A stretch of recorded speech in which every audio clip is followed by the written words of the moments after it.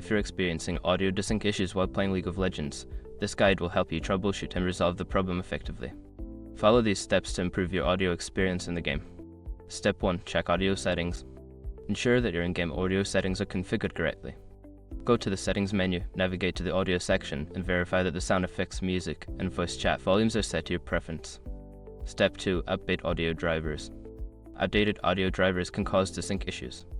Visit your computer manufacturer's website or the audio hardware manufacturer's site to download and install the latest drivers for your sound card. Step 3. Adjust Windows sound settings. Right-click the sound icon in your system tray and select Sounds. Under the Playback tab, select your audio device, click Properties, and then go to the Advanced tab. Change the default format to a low sample rate and bit depth to see if it resolves the issue. Step 4. Disable audio enhancements. Sometimes audio enhancements can interfere with game audio. Go to the audio device properties as mentioned in Step 3, navigate to the Enhancements tab, and check the box that says Disable all enhancements. Click OK to apply the changes. Step 5. Restart the game and computer.